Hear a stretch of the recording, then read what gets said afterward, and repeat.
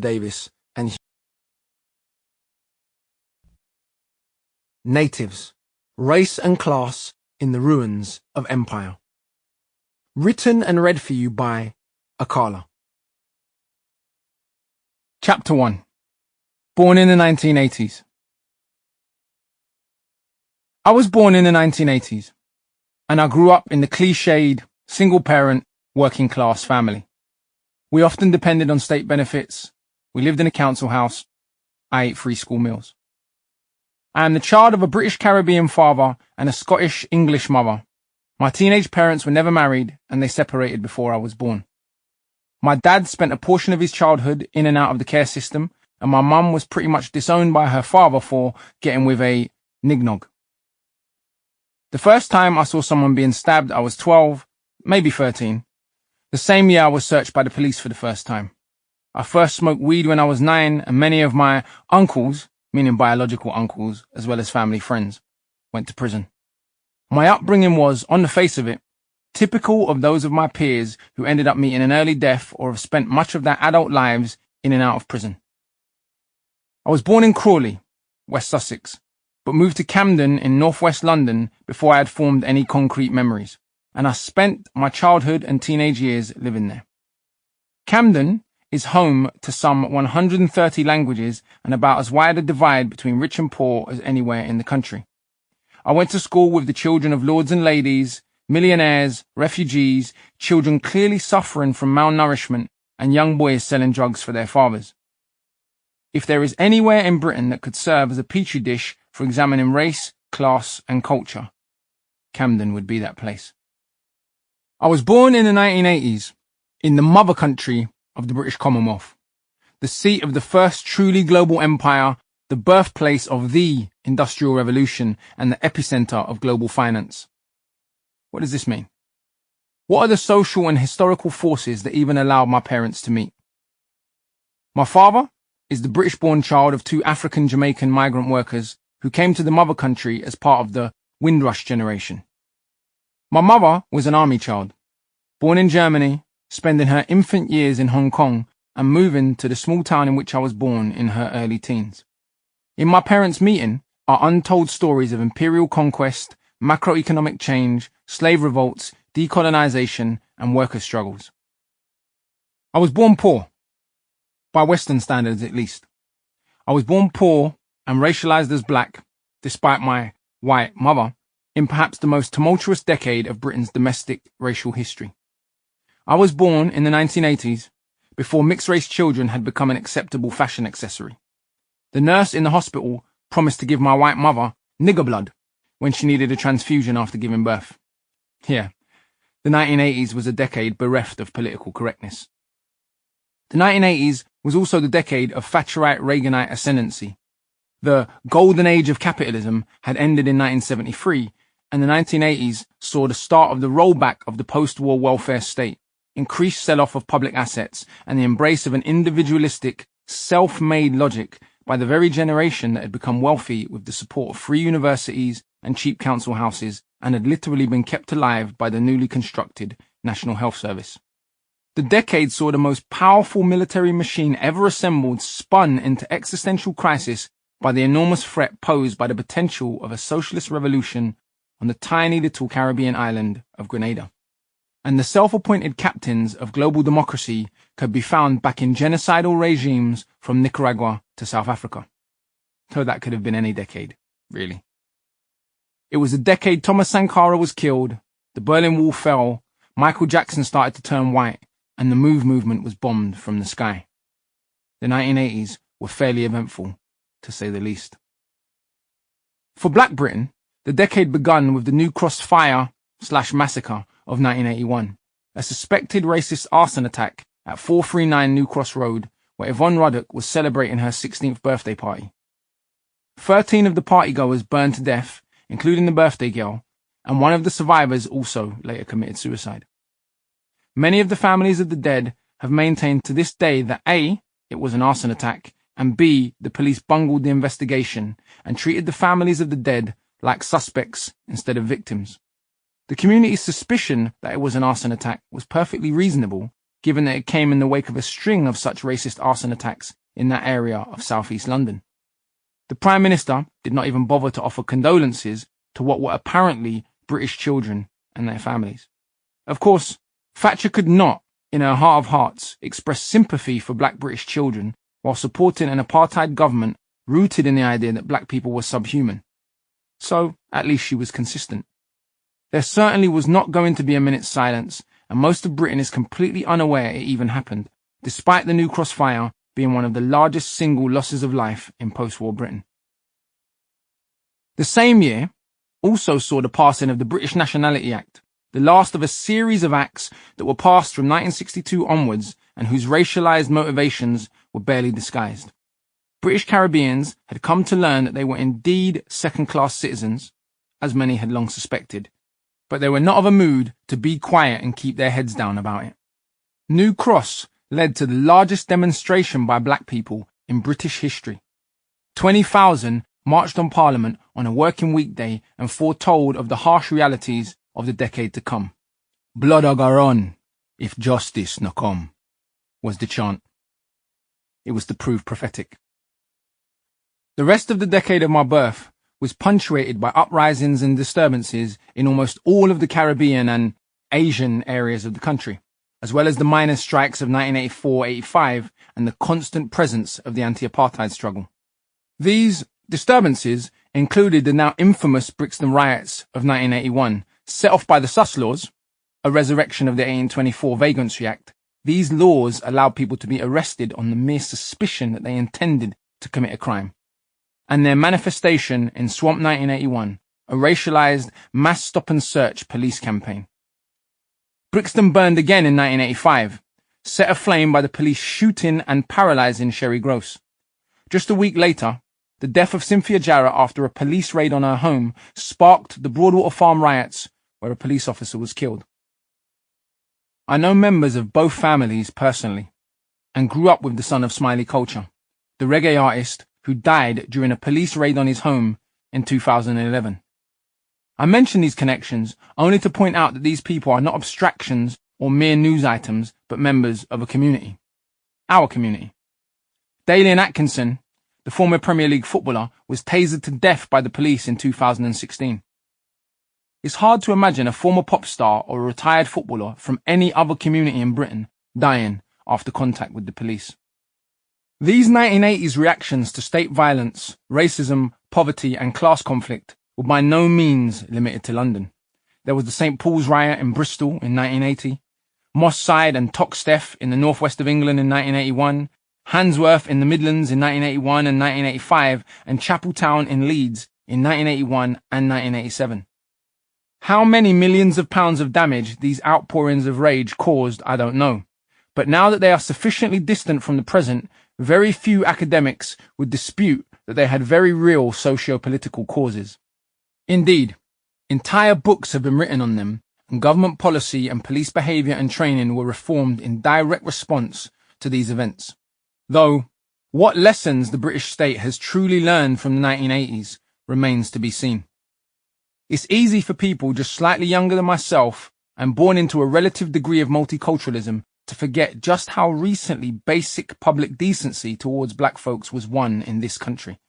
But I was born in the 1980s, so I remember only too well. I was 5 years old when the infamous picture was taken of footballer John Barnes kicking away the banana skin that had been thrown at him from the stands. I grew up routinely watching some of England's greatest ever football players suffer this type of humiliation in their workplace, in front of tens of thousands of people who, for the most part, seemed to find it entirely acceptable. Funny even. I knew Cyril Regis personally. Rest in power, sir. I know about the bullets in the post and the death threats received by black players from their own supporters and apparent countrymen because they wanted to play for England. No one asked in public discourse where that association with black people and monkeys came from, because if they did, we might have to speak of historical origins, of savage myths, and of literal human zoos.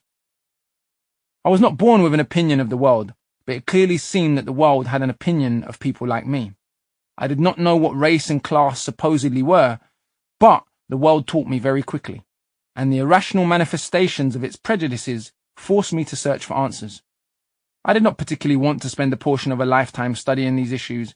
It was not among my ambitions as a child, but I was compelled upon this path very early as I stared at Barnsey kicking away that banana skin, or when I sat in the dark and the freezing cold simply because my mum did not make enough money. I knew that these experiences were significant, but I was not yet sure how to tease meaning from them. I was born in the 1980s, when MPs in Parliament could be found arguing that we, non-white Commonwealth citizens, should be sent back to where we came from. Now that where we came from had legally ceased to be part of Britain, our very existence here was seen as the problem. So, after our grandmothers had helped build the National Health Service and our grandfathers had staffed the public transport system, British MPs could openly talk about repatriation. We were no longer needed. Excess labour, surplus to requirements of no further use to capital. The entire management of race, the media propaganda, the overstaffed mental institutions, the severe unemployment, the massively disproportionate incarceration rates and school expulsions, has to be understood in the context of why we were invited here in the first place. It was not so that we, en masse, could access the best of what British society had to offer, because that was not even on offer to the majority of the white population at the time. We were invited here to do the menial work that needed doing in the years immediately following the Second World War. And even in that very limited capacity, all post-war governments, including Attlee's Spirit of 45 lot, were deeply concerned about the long-term effects of letting brown-skinned British citizens into the country. The government and the education system failed to explain to white Britain that, as the academic Adam Elliott Cooper puts it, we had not come to Britain, but rather that Britain had come to us. They did not explain that the wealth of Britain, which made the welfare state and other class ameliorations possible, was derived in no small part from the coffee and tobacco, cotton and diamonds, gold and sweat and blood and death of the colonies. No one explained that our grandparents were not immigrants, that they were literally British citizens, many of them Second World War veterans with British passports to match, moving from one of Britain's outposts to the metropole. Nobody told white Britain that, over there in the colonies, Caribbeans and Asians were being told that Britain was their mother country, that it was the home of peace and justice and prosperity, and that they would be welcomed with open arms by their loving motherland. Similarly, no one told my grandparents and others over there in the colonies that most white Britons were actually poor, or that the UK had a history of brutal labour exploitation and class conflict at home. You see, out there in the colonies, whiteness implies aristocracy. Whiteness is aspirational, and as the only white people my grandparents knew of in Jamaica were the ruling classes, this association was entirely rational. My uncle could not contain his shock when, "Me come to England, and me can't believe so white man a sweep street." The illusion was ruined the moment his 4-year-old self got off the boat in the 1950s and saw poor white people. How preposterous. What is this place? Within a week, my uncle also discovered that he was a black bastard. Some adult let him know while he was in the sweet shop. You see, while the people in the colonies were being told that Britain was their mother, much of white Britain had convinced itself that these undeserving niggers, Asians were niggers too back then, had just got off their banana boats and come to freeload to take their jobs and steal their women. Never mind that Britain has a German royal family, a Norman ruling elite, a Greek patron saint, a Roman Middle Eastern religion, Indian food as its national cuisine, an Arabic Indian numeral system, a Latin alphabet, and an identity predicated on a multi-ethnic, globe-spanning empire. Fuck the bloody foreigners. Never mind that waves of migration have been a constant in British history, and that a great many millions of white Britons are themselves descendants of Jewish, Eastern European and Irish migrants of the 19th century, nor that even in the post-war mass migration years, Ireland and Europe were the largest source of immigrants. And, of course, let's say nothing about the millions of British emigrants, settlers and colonists abroad, conveniently labelled expats. The reaction to our grandparents, and even more to their British-born children, was one of general and irrational revulsion, such that the mere mention of their treatment is sure to elicit rage and embarrassment today, now that the pioneering Windrush generation has officially become part of Britain's national story. These people, who came to labour in post-war Britain, were greeted by de facto segregation, verbal abuse, violent attacks, and even murder, motivated by nothing more than their brown and black skin.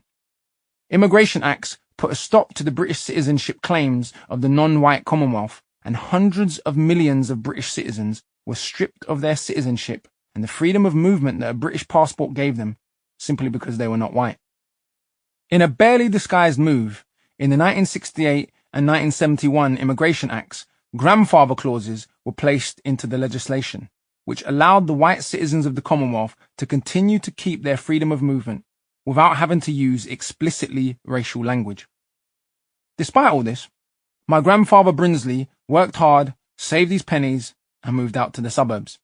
Everything British capitalism says a good worker should do for the system to reward them, which, to be fair, it obviously did in this case. His neighbours all signed a petition to have the nigger removed from the street, but my granddad, for reasons I could never quite understand, chose to stay put. As a homeowner, surrounded by council tenants, he could not be moved.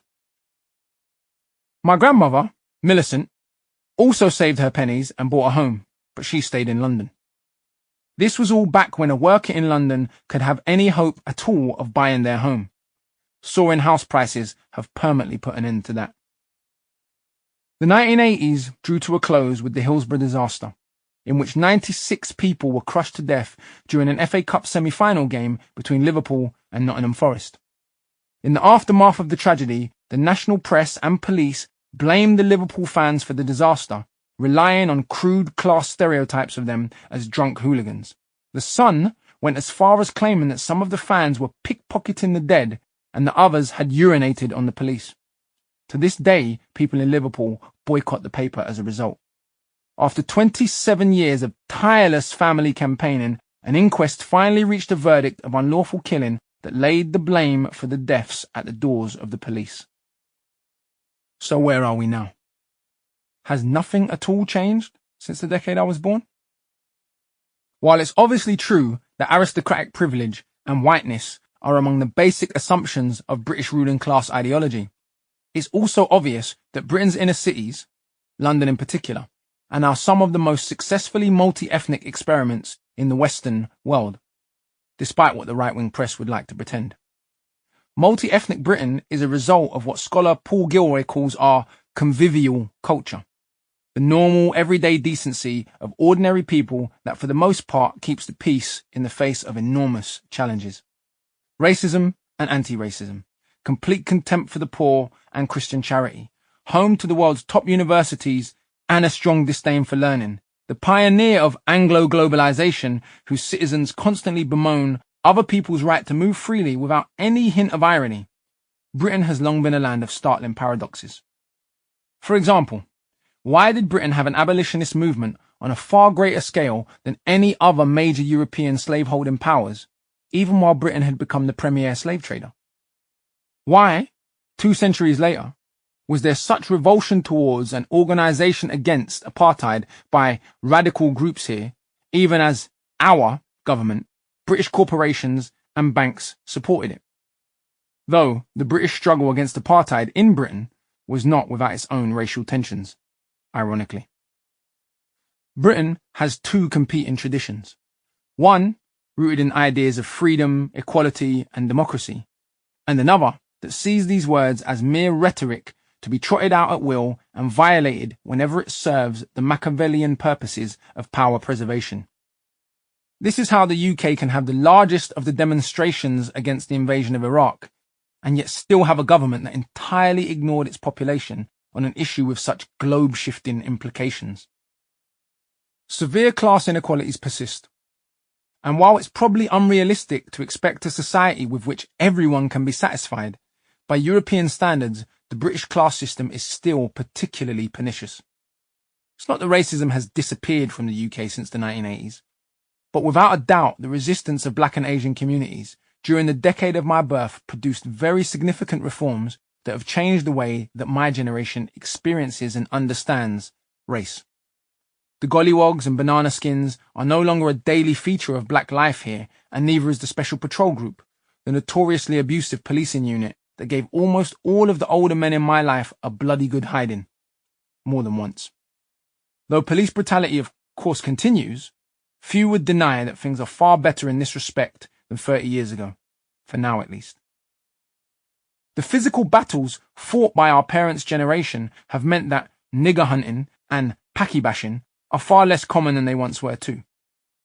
My father's and uncle's bodies are tattooed with scars from fighting the National Front, NF, Teddy Boys, and skinheads. Mine is not. We should not underestimate the newly emboldened bigots, though, and racist violence seems to be on the rise again.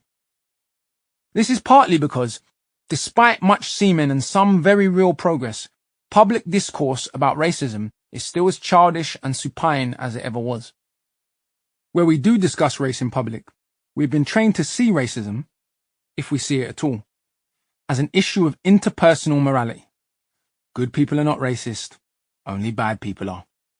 This neat binary is a great way of avoiding any real discussion at all. But without the structural violence of unequal treatment before the law and in education, and a history of racial exploitation by states, simple acts of personal prejudice would have significantly less meaning. In short, we are trained to recognize the kinds of racism that tend to be engaged in by poorer people. Thus, even the most pro-empire of historians would probably admit that some football hooligan calling a Premier League player a black cunt is a bad thing, even while they spend their entire academic careers explaining away, downplaying, and essentially cheering for the mass-murdering, white supremacist piracy of the British Empire, which starved millions to death in India, enslaved and tortured millions more in countless locations, and often used its power to crush, not enhance, popular democracy and economic development in its non-white colonies, especially when doing so suited larger aims. Poor people racism, bad. Rich people racism, good. The kinds of racism still engaged in by the wealthy and the powerful, such as the theft of entire regions' resources under a thinly veiled update of the white man's burden, basically the savages can't govern themselves, or profiteering from a racially unjust legal and prison system, are far more egregious and damaging. Yet these forms of racism are given far less attention than racism as simple name-calling. John Terry calling Anton Ferdinand a black cunt in front of millions of viewers may well be deplorable, but the Football Association's and England management's subsequent equivocation over whether to take him to the 2012 European Championships over Anton's brother Rio, and for England as a nation to be happy and proud to be captained by a man who racially abuses his peers in the workplace, is the more interesting case study for any discussion of how race operates. Had the England team chosen to drop John Terry immediately and pick Rio instead, I'm sure there would have been uproar from much of the country, despite Rio's obvious abilities. In the run-up to the 2017 general election, online racists told Black MP Diane Abbott that they would hang her if they could find a tree strong enough for the fat black bitch. Just one message among the slew of racist and sexist abuse she regularly receives.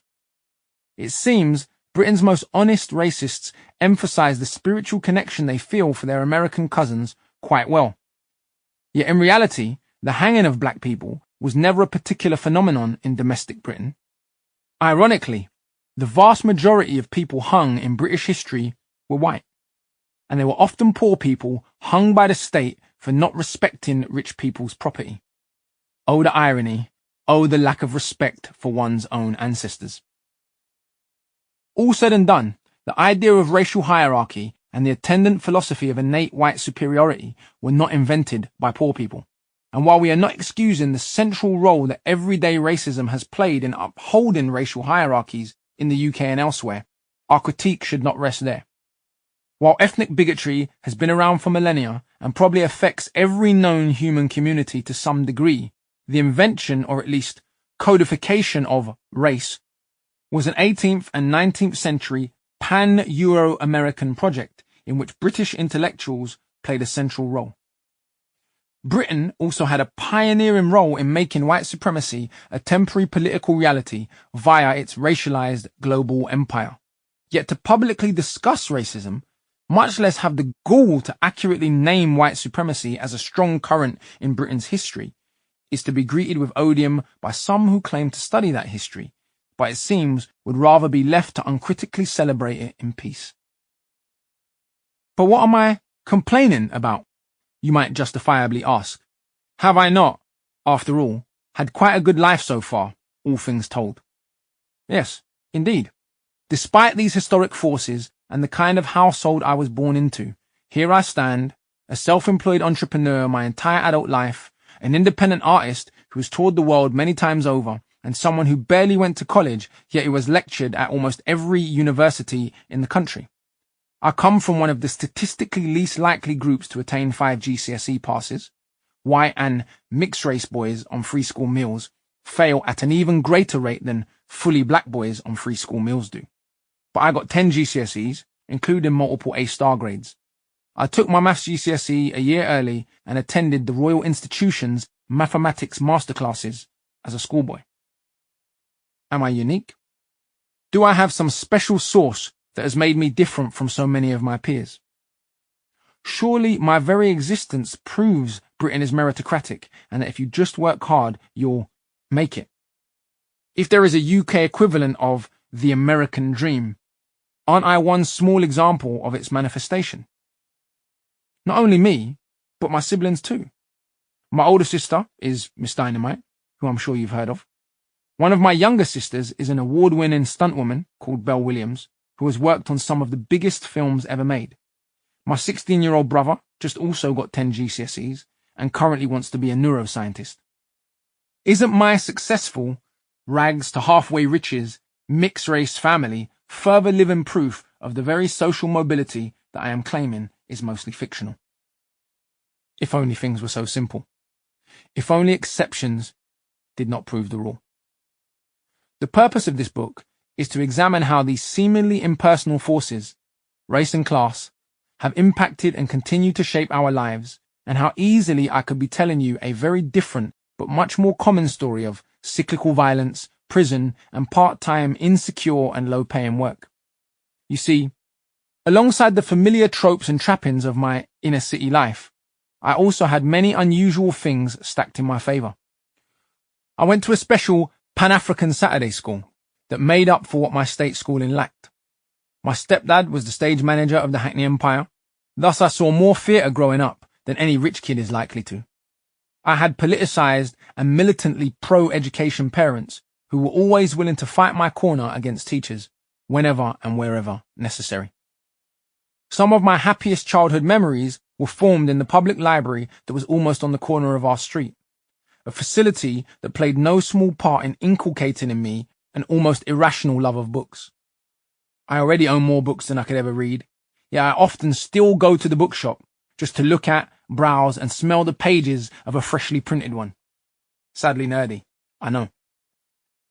Had I not had access to free public libraries, courtesy of the taxpayer, and a mum willing and able to take me, this book you hold probably would never have been written. Yet, despite all of this, I still carried a knife out of fear and flirted with petty crime after I had left school. Black consciousness did not save me from carrying a knife, and nor could it protect me in the streets. But it certainly shaped my sense of self-worth and imbued me with a community-oriented moral compass. It would be easy for me to ignore these factors and claim myself to be a self-made man. But in reality, there is no such thing. Countless teachers and community activists gave me the tools for navigating life's roadmap. Football coaches taught me to play and kept me out of trouble. I'm not saying that my own hard work, discipline and sacrifice have played no role in my life's outcomes. That would be absurd. But I am saying that even these characteristics were nourished with help, support and encouragement from others, and that without this support, much of it from volunteers, it is inconceivable that I would be where I am today. When I say I could have been a statistic, another working-class black man dead or in prison, people who did not grow up how we grew up probably think it an exaggeration. But people that grew up like us know just how real this statement is, just how easily the scales could have been tipped. Yes, I grew up without my father in the home, but we kept in contact, and I went to stay with him and his new family many a school holiday. My stepdad was also a very positive influence in my life before he and my mother had a difficult split, and, reflecting the unusual mix of cultures that is normal in Camden, I even had an uncle from Cyprus called Andrew, who looked out for me all through my teenage years. But of all the men in my life, it is my godfather, Uncle Offs, the man to whom this book is dedicated, who made the biggest impact on my upbringing. While he was technically just a family friend, he has played a greater role in my life than many parents do in the lives of their own children. He was so close to my parents and loved me and my siblings so much that when my mum got cancer, he agreed to let us live with him if she died, despite the fact that he had 3 children of his own and lived on a council estate in Hackney. I often wonder where men like my Uncle Offs fit into the stereotype of the supposedly ubiquitously absent black father. There were other benefits too that, while not exclusive to my family, are an inescapable part of our narrative. I got the measles, aged 5, and I got treatment for free. My mum got cancer when I was 10. She got treatment, also for free, and both courtesy of the NHS. I went on subsidized school trips to Rome and Barcelona that greatly expanded my horizons. In another time and space, someone born into my socio-economic bracket would have had to drop out of school and work to help feed the family. Indeed, one of my best friends, the legendary Brazilian hip-hop artist MC Marechal, had to do just that, as do countless children all across the world today through no fault of their own, just because of the lottery of birth. I am partly a product of Britain's injustices, of its history of class and race oppression, but also of its counter-narrative of struggle and the compromises made by those in power born of those struggles. I am a product of the empire and also of the welfare state. My age group, born in the early 1980s, find ourselves in a kind of black limbo. We're the last set of black Brits old enough to remember the old school racism, though we only witnessed it as children as our parents comprehensively defeated it, in the major cities at least. While the generation born in 1981 is far poorer than those born in 1971 for the general population, the narrative is more complicated for black people. Some of my generation, like me, have had opportunities afforded us that might have been far less likely had we been born just a decade earlier, and black British music in particular has a public international profile that it has never had before. Millions of people from all communities right across the country care more about what Stormzy and JME think about the world than their politicians, and the central role played by the Grime for Corbyn campaign in shifting the centre ground in British politics will no doubt inspire a slew of PhDs at some point in the future, if it hasn't already. The changes brought about by reform manifest in odd ways.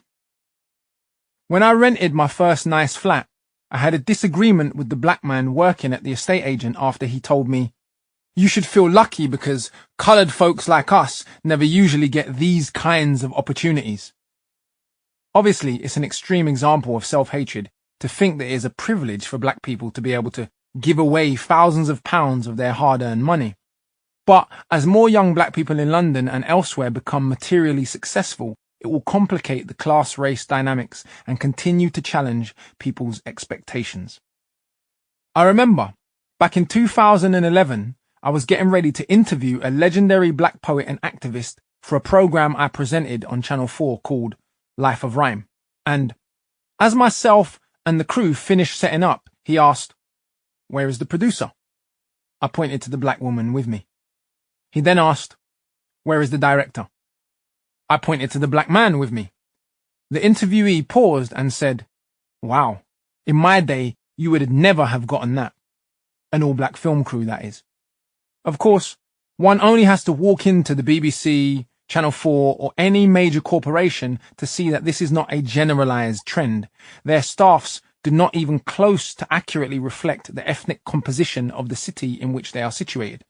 But, nonetheless, if a poet whose entire career has been spent fighting racism can find himself looking for the white person in charge, It gives us a sense of the degree to which reality has conditioned our expectations, even in London. To be fair to him, there were actually white people in charge of the production as senior producers and directors. They just happened to not be with us that day. What both the poet and the confused estate agent were commenting on is the fact that there is a visible nascent black middle class on a scale that there just wasn't with our parents' generation. This trend is reflected in some of the occupations of my friend group: a classical composer, a university professor, a W10 bar owner, a trauma surgeon, and a couple of lawyers, all second or third generation black Brits. Though we should not wrap ourselves in joy just as yet, as the change in nature of my friend's occupation could also be seen to reflect the general closing of British industry, and these exceptional cases sit alongside the ever-deepening reality of a black underclass that is in the process of permanently joining the much older white underclass. This process has been chronicled in the press obsession with gangs and with making gangs synonymous with young black boys, despite the obvious fact that violent, working-class youth gangs have been part of British history for well over a century, and despite the fact that they are still prevalent in areas of the country where there are hardly any black people, such as Glasgow, Durham, Cleveland, Belfast, and most other decaying post-industrial centres of deprivation. Of course, a few successful black people do very little to alter the class-race dynamics of the UK and can even help to cement it. These successes can and will be used, even sometimes by the middle-class respectable black people themselves, to beat other poor people that didn't make it over the head. They can be used to pretend that the system is just and that there are enough seats at the table. If you just work hard and pull your socks up, you can be like me. Rather than simply being honest about the way things actually work. Most people, it seems to me at least, hate poor people more than they hate poverty. This is classic, the old pull yourself up by the bootstraps trope. It ignores that people are not inherently good or bad, and that even bad decisions are made in a context. For example, my aforementioned gangster uncles universally encouraged me to stay in school, paid me pocket money for reciting the theory of evolution to them as a child, and even threatened to give me a bloody good hiding if I tried to be like them, i.e., a criminal. My good friend, a retired Premier League footballer from the notorious Stonebridge estate, was officially banned from the front line by all the drug dealers in the ends when he was growing up. They saw his potential, his chance for a life different to their own, and these bad people, I'm not denying that they were indeed hardened criminals, protected him and me. Meanwhile, some of my white middle-class teachers made my school life extremely difficult and penalized me for the very thing they were supposed to be nurturing, my intelligence. Law enforcement acted upon my body based on media-induced hysteria, regardless of my school grades, my absolute geekiness, and the fact that I wanted to be an astronaut when I grew up. We judged the street corner hustler or working-class criminal from East Glasgow to East London, but we see a job as an investment banker, even in firms that launder the profits of drug cartels, fund terrorism, aid the global flow of arms, fuel war, oil spills, land grabs, and generally fuck up the planet, as a perfectly legitimate, even aspirational occupation. I'm not even necessarily passing judgment on those who are employed in that system, as I'm complicit in it to a degree because of my consumption. I am just pointing out that our evaluation of what constitutes crime is not guided by morality, it is guided by the law. In other words, the rules set down by the powerful, not a universal barometer of justice, if such a thing even exists. We need not remind ourselves that slavery, apartheid, Jim Crow, a man's right to rape his wife, and the chemical castration of gay people were all legal at one stage of very recent history, as was most of what was done by Nazi Germany.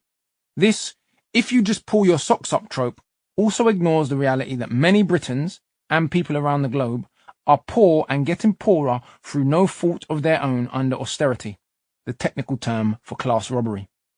Can a nurse, whose pay increases are capped at 1%, below the rate of inflation, by politicians who have not capped their own pay, change the fact that he or she is literally getting poorer every passing year despite doing the same bloody hard work? So yes, in one sense, we have come a long way since the 1980s. The much maligned political correctness has made it far more difficult for bigots to just say as they please without consequence. There are fewer bullets in the post. We have even gotten used to an England football team that is consistently half full of black players, and we even have a few black politicians, and a Muslim mayor of London.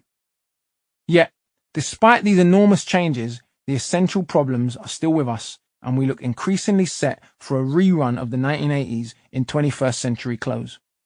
The national riots of 2011, sparked by the police's failure to properly engage with the family and community of Mark Duggan after having shot him dead, bear obvious echoes of the past. The media's decision, in the crucial first 48 hours after the incident, to unquestioningly parrot the police's version of events that Mark had shot at them first, showed that the workings of state power and the mainstream media have altered very little in the intervening decades. The horrendous Grenfell Tower fire in June 2017, which claimed at least 71 lives and was undeniably caused by systemic contempt for the lives of poor people, was perhaps the ultimate and most gruesome tribute to austerity yet seen.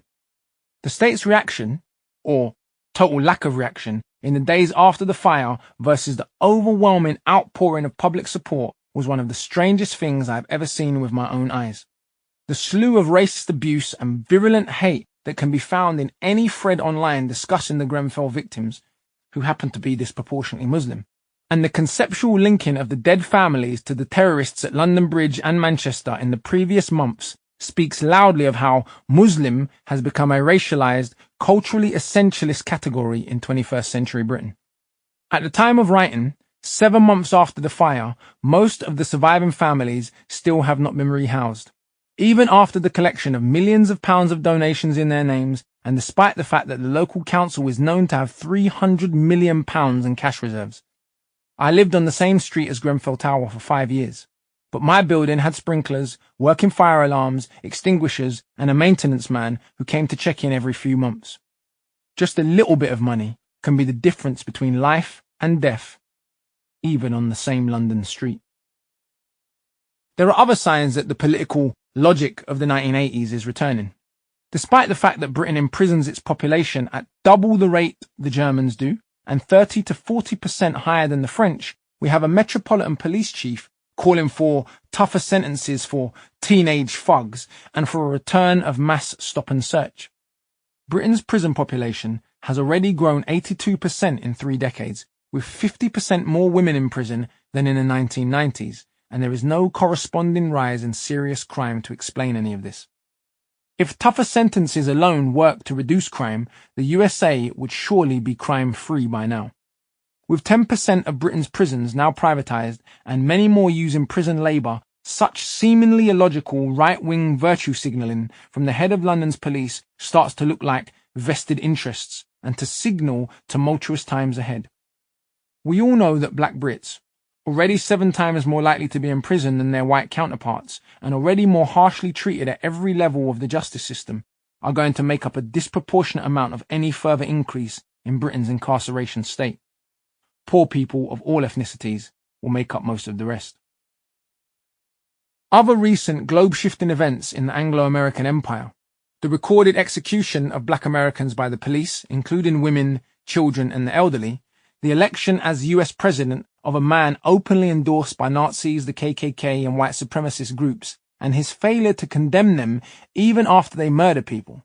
The same man's condemnation of the peaceful protest of Colin Kaepernick and other athletes, the ethnocentric and racist strains to the Brexit campaign rhetoric, the unjust deportations of Commonwealth migrants, the handling of and reporting on the migrant crisis, without reference to NATO's destruction of Libya, of course, make it pretty clear to any honest observer that the idea and practice of racism is not going anywhere anytime soon. I was born into these currents. I did not create or invent them, and I make no claims to objectivity. I find the whole idea that we can transcend our experiences and take a totally unbiased look at the world to be totally ridiculous, yet that's what many historians and academics claim to do. We are all influenced by what we are exposed to and experience. The best we can hope for is to try and be as fair as possible from within the bias inherent in existence. The personal is the political, and this book is an attempt to give a personal face to the forces that you often hear me speak of, if you hear me speak at all. This book is about how the British class system interacts with and feeds off a long and complex relationship with empire and white supremacy, and how those social forces can manifest in and shape the life experience of a random child born to a father racialized as black and a mother racialized as white in early 1980s England. Interlude: A Guide to Denial. In a racially structured polity, the only people who can find it psychologically possible to deny the centrality of race are those who are racially privileged, for whom race is invisible precisely because the world is structured around them. Whiteness as the ground against which figures of other races, those who, unlike us, are raced, appear. Charles Mills, The Racial Contract. Before we go any further, I think I need to address the fact that discussions about race in the UK are rather fascinating and often coloured by what I am going to call a very British brand of racism: polite denial, quiet amusement, or outright outrage that one could dare to suggest that the mother of liberty is not a total meritocracy after all. That we too, like so many less civilized nations around the world, have a caste system. People who can so clearly see the very real injustices in other nation states, or even perceive how positive aspects of British history have shaped the country's current reality, somehow become unable to think when the lens of examination is turned inwards.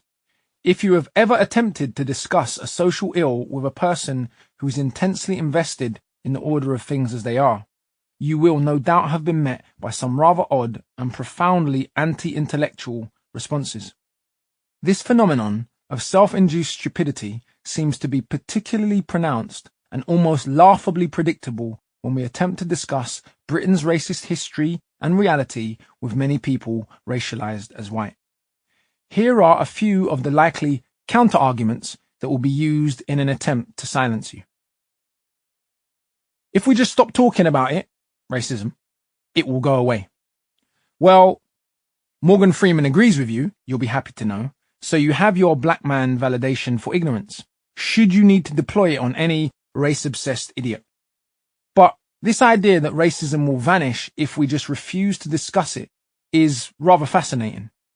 Imagine for a moment if scientists and engineers thought this way.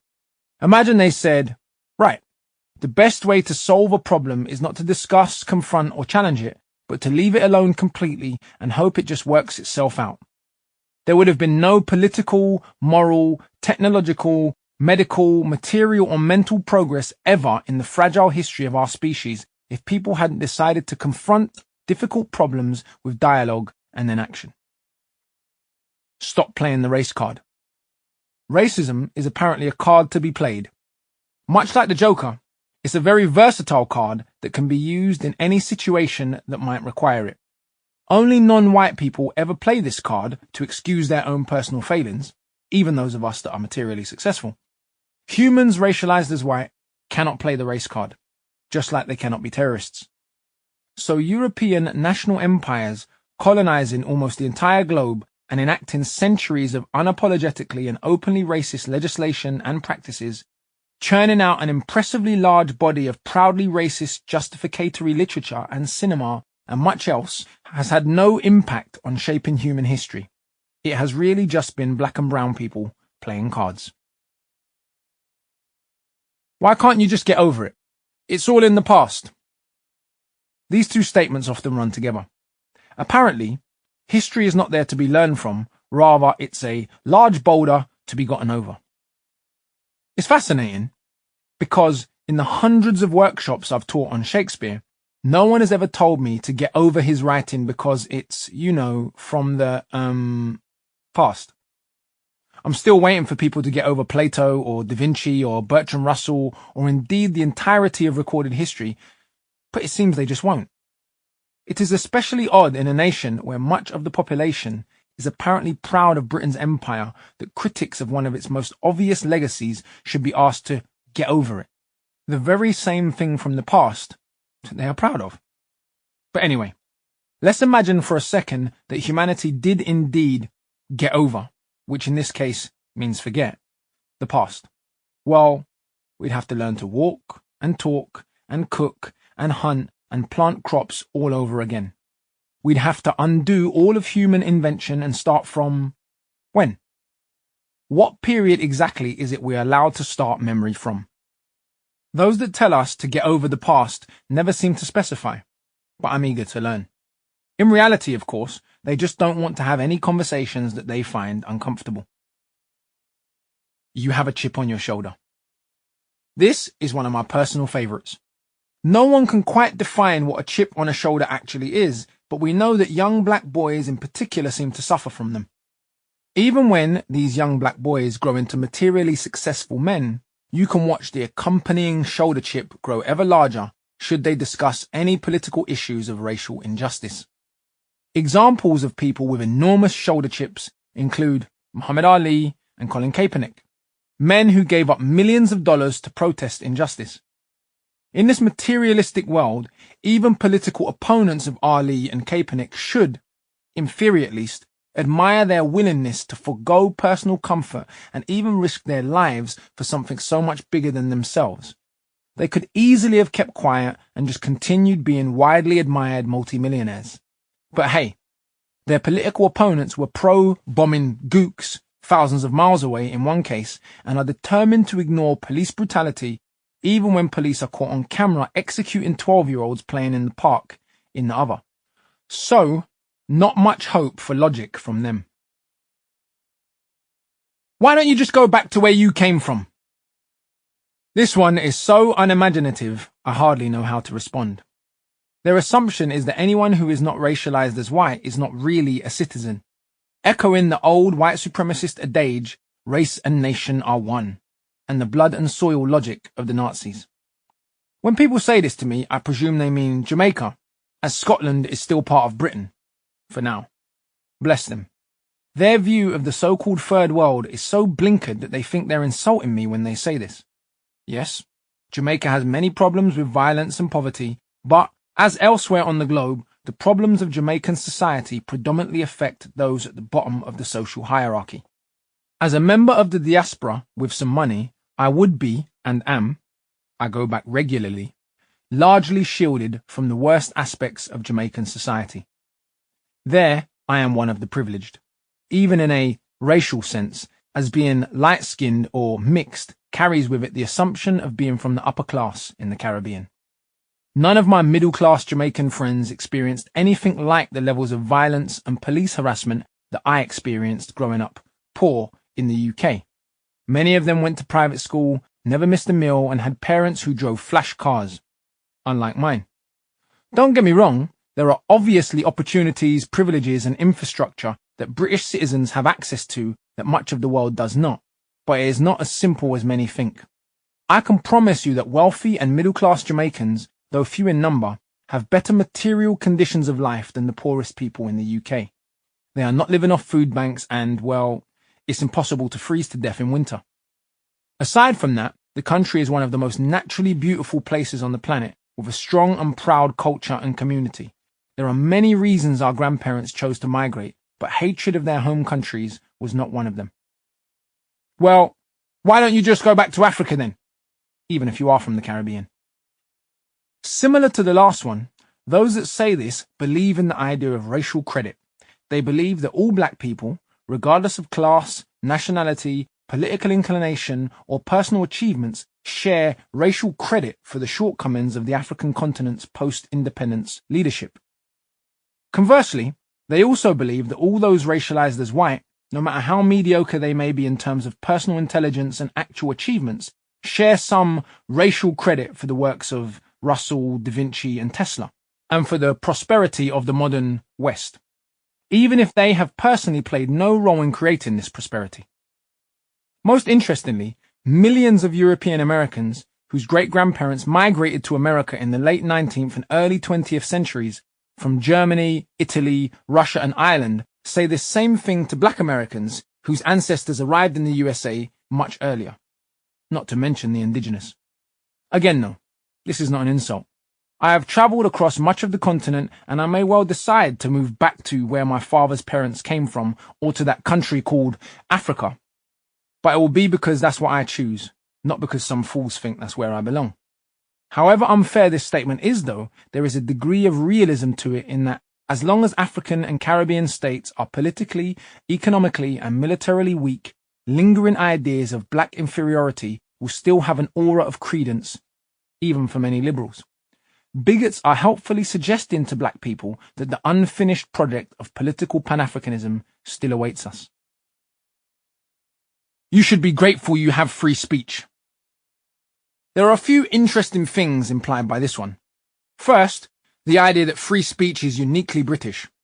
Never mind that Britain shares with so many other states a long history of suppressing criticism at home and in its colonies, and therefore something that I would not have if I lived elsewhere. Second, the implication that the degree to which Britain has free speech, it was a gift from enlightened leaders rather than a hard-won right.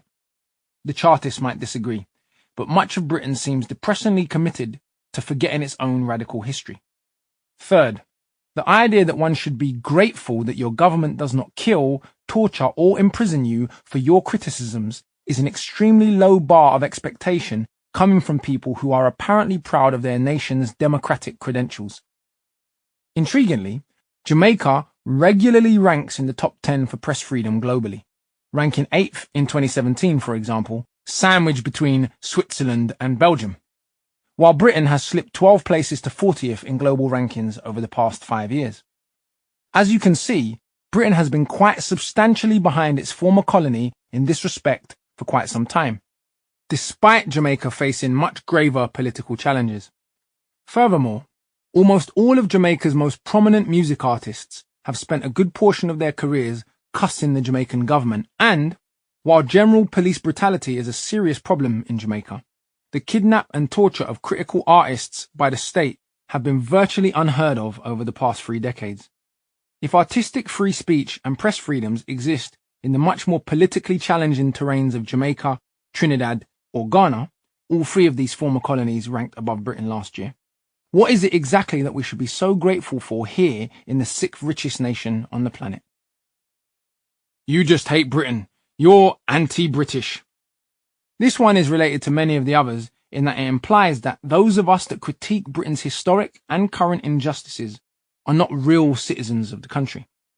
Again, if we compare this to how critical artists are treated and viewed in some other nations, the idiocy of the anti-label becomes apparent. For example, Fela Kuti is unquestionably Nigeria's most legendary musical icon, yet he was a constant opponent of the Nigerian government and critic of the failings of Nigerian society to the point that the army killed his mother, yet still they could not shut him up. His sons continue that critical tradition today. The Nigerians in general consider him anti-Nigerian and a hater of the country because of this. No, in fact, quite the reverse. He is the country's greatest musical hero. The situation is much the same with Jamaica's reggae musicians, who have had to struggle against poverty, endemic class snobbery, and the Jamaican state's persecution of their predominant religion, Rasta, to become some of the most important and respected voices in Jamaican society, and indeed the entire world of music. Even if we return this idiocy to white Britain, what would have happened if the Tolpuddle Marchers, the suffragettes, Tom Paine, the Chartists, those that campaigned to end child labour and slavery, had all just shut up for fear of being called anti-British? Put simply, many of the freedoms that people take for granted simply might not exist. What's more, this anti-British label shows that the person using it conflates the interests of the British ruling class and their cronies in the House of Lords and the arms, oil and banking cabals with the interests of Britain's people as a whole. That said, I am not a nationalist, so being accused of lacking sufficient patriotism does not fill me with indignation. But what about? Insert any injustice here. Yes, I am aware that there is still a caste system and persecution of Sikhs in India, that the Islamic world had several slave-holding waves of empire centuries before the rise of the modern West, and that Islamic fascism, Hindu fascism in India, and the persecution of Muslims in Burma all exist. I am aware that Kurds, Ainu, West Papuans, Palestinians, indigenous Americans and Australians, and a whole host of other people have far worse sufferings to speak of than black people in Britain. I am aware that no human community is perfect and that injustices exist everywhere. You have not made an insightful observation by distraction. Additionally, the idea that the spread of Euro-American imperialism has played no role in helping cement or prolong some of the above injustices is, well, rather quaint. But even if that were the case, we could deflect from any number of injustices with the "what about" clause. There are great studies on all of the above subjects, and this book does not negate any of them. You're obsessed with identity politics. This one is all the rage lately, and identity politics is spoken about as if it was something entirely new. Of course, in reality, Britain has a long history of crafting polities not around merit or even solely class distinctions, but also around white identity. Also, please explain to me how all politics is not in part identity politics.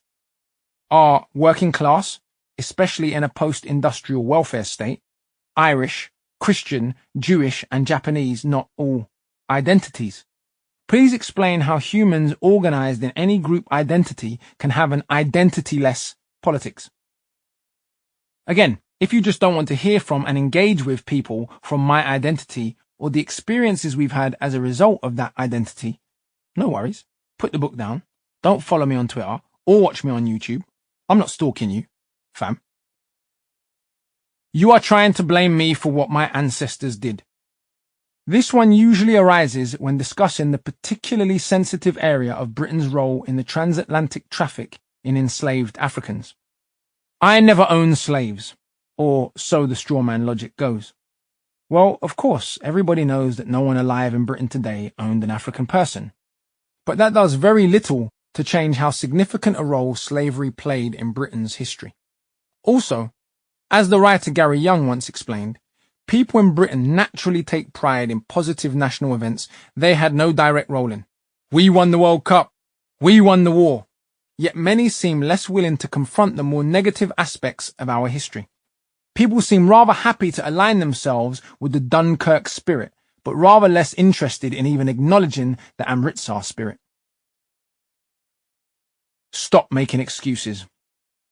If you were to ask why Northern England is so much poorer than the South, or why Southern Italy is so much poorer than the North, why East London is poorer than the West, or why Glasgow and Belfast have been so much more violent than other UK cities, you will likely get an explanation grounded in history, politics, and economics, and not be told that those explanations are just making excuses for the innate failings of the Northern English, Southern Italians, or citizens of Belfast and Glasgow. The Stop Making Excuses clause is there to suggest that black people are not permitted to make use of the very same tools available to the rest of humanity to understand the shape of their communities today, because their black skin and inferior culture are a sufficient explanation for any issues they might be having. As people say this to me personally so often, let's just recap on my family history and current position as briefly outlined in the last chapter to assess what I am supposed to be making excuses for. Both of my mother's parents were alcoholics. My father grew up in and out of care.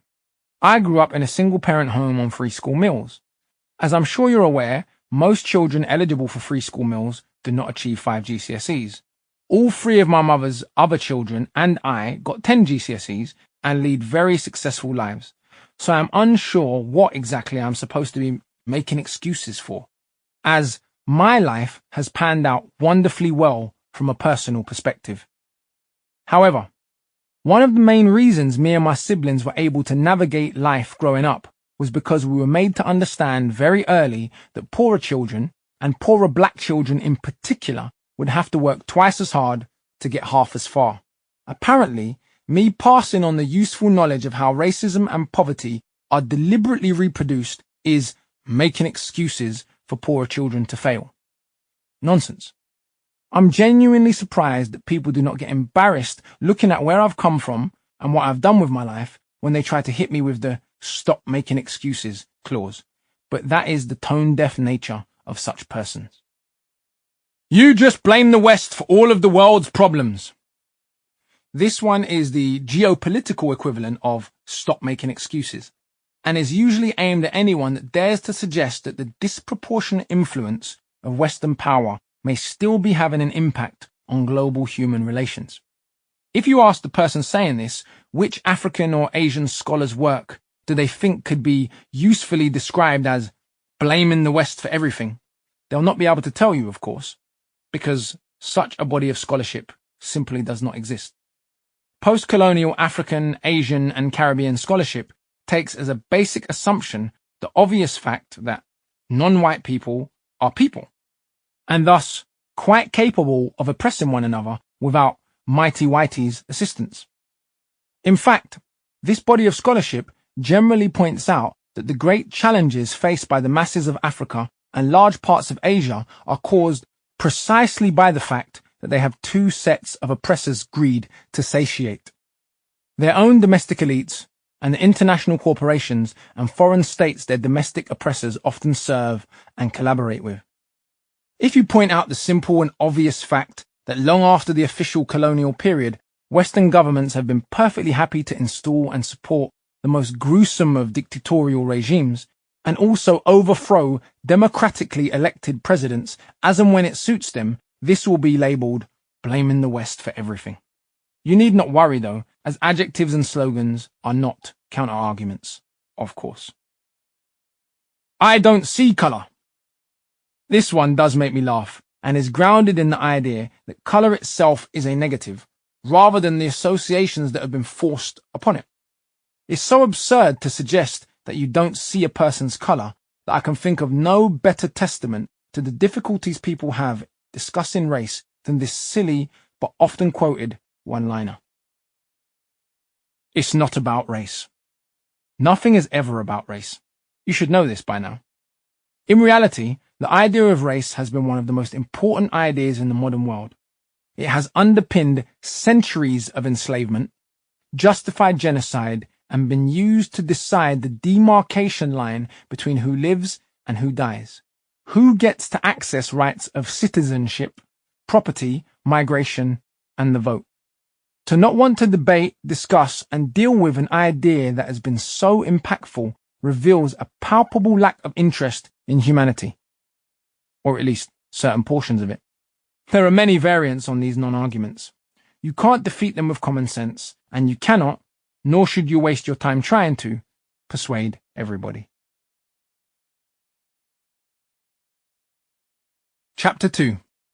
The day I realized my mum was white. I returned home from primary school, upset. My mum tried to figure out why, but I was reluctant to tell her.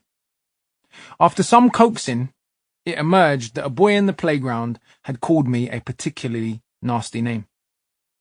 As I was finally about to spill the beans, a strange thing occurred. I said, "Mum, the white boy," and then trailed off before I could complete the sentence. I looked to my mum as a profound realization hit me. With a hint of terror and accusation, I said, "But you're white, aren't you, Mummy?" Before this moment, my mum was just my mum, a flawless superhero like any loving parent is in a 5-year-old's eyes. But I sensed that something about that image was changing in the moment, something we could never take back. I wanted to unask the question. I wished I had just pretended my day had been fine. I was mad at myself. My mother's expression was halfway between shock and resignation. She'd known this day would come, but the directness of the question still took her aback. She thought for a moment, and then, using one of her brilliant, if perhaps unintentional, masterstrokes in psychology, she replied something to the effect of, "Yes, I'm white, but I'm German and they're English." It didn't matter that my mum was not really German. She was born in Germany and brought up in Hong Kong before returning to the UK as my granddad was in the army, or that I was technically English. My mum had set up a mental safety valve for me so that I could feel comfortable reporting racist abuse to her without having to worry that I was hurting her feelings. Even at 5, I had somehow figured out that there was a group known as white people, to whom it was now clear my mother belonged, and that many of these people would get offended at the mere mention of their whiteness. I somehow knew instinctively that whiteness, like all systems of power, preferred not to be interrogated. I told my mum that the boy had called me a Chinese black nigger bastard. I felt naughty even saying the words back. My mum must have had to resist the urge to laugh before the anger set in. What a combination of words. We have to give the lad, or more probably his parents, 10 out of 10 for originality when it comes to racial abuse. For I have never before or since heard this particular racial epithet repeated among the predictable slew of cliches that peppered my childhood. Coon, wog, darky, coloured, nigger, obviously nigger, and even occasionally packy. Racists are notoriously imprecise with their insults. But as someone of mixed heritage, with yellowish, light brown skin, a round face and slanted eyes, the insult was as close to an accurate description of my physiognomy as a 5-year-old is ever likely to come up with. Looking at my great-grandmother and knowing the history of Jamaica, it is indeed quite likely that I have some Chinese ancestry. So, even in this little boy's insult, there was the trace of history, of empire, and of the global movement of peoples. This is my earliest memory of a racist insult directed at me. There were countless more to come, of course. The overriding feeling that I remember from the numerous instances of verbal racial abuse growing up was a sense of shame. A shame that was somehow incomparably deeper than the boy insulting your mum. The other taboo that, when broken, was almost sure to result in a fight. Racist insults leave you feeling dirty because, even at 5 years old, we already know on some level that, in this society at least, we are indeed lesser citizens with all the baggage of racialized history following us ghost-like about our days. We are conquered people living in the conqueror's land, and as such, we are people without honor. At 5 years old, we are already conscious of the offense caused by our black body turning up in the wrong space and have begun to internalize the negative ideas about blackness so present in the culture. For example, way back in the 1940s, African-American psychologists Mamie and Kenneth Clark came up with an experiment known as the doll test to examine black American children's perceptions of race in the era of Jim Crow. The test involved giving children dolls that are exactly the same in every way except for color and asking them questions about which doll is beautiful, which is bad, etc. The results showed that black children had far more positive associations with the white doll, and the test eventually came to be used as part of the evidence for the negative effects of discrimination in the landmark Brown versus Board of Education case. The experiment has been repeated several times in the USA and even as far afield as Italy right up until recent years, and you can watch many of the results in videos online. You will see that even now, both black and white children generally understand very early that blackness is a synonym for bad and that whiteness is synonymous with wealth, power, and beauty. The saddest part in the test comes when, after having identified the black doll as ugly and bad, the children are asked which doll looks most like them, and you see the children hesitate as it dawns on them what that means. Children become race conscious very early, despite what even well-meaning parents may want to believe. For black children in Britain, our bodies commit the sin of reminding people racialized as white of an uncomfortable truth about parts of how this nation became wealthy, and that the good old days when white power could roam the earth unchallenged are over. They now have to contend with one of their empire's many legacies, a multi-ethnic mother country. Those portions of white Britain that have bothered to get to know people of colour, or by simple fact of geography are located near them, like in Camden, seem for the most part to have adapted to and accepted this difference as an at least bearable fact of life. It's ironic that people living in the most ethnically homogeneous parts of the country often fear the contamination of difference the most. But this irony holds true across the world. As James Baldwin famously observed, segregation has allowed white people to create only the Negro they wish to see. I was angry at the boy for his words. Angry at the world for breaking my innocence, for making me aware so painfully early that my mum and I were not the same and never would be again. Perhaps I already knew this before that day and was in denial. Perhaps this day was just a confirmation rather than a revelation. Looking back now, I feel shame for the other boy's parents. What kind of parent teaches their 5-year-old child to think and act this way? The reproduction of such anti-human racist ideas is, to my mind at least, child abuse. But as racism is so endemic, we tend not to see it that way. As the racist insults continued to come, I learned to throw punches in response. This proved quite effective. But I was naturally a soft-hearted boy and would often cry when I got home, even if I had won the fight, because I didn't like hurting other people. We set up other defenses. My primary school was very mixed, ethnically and economically speaking, but the black children in my year group united against would-be bullies by pretending to be cousins, as all black children whose parents know each other do. We made up a secret language called African, even though we were Caribbean, and other children got jealous.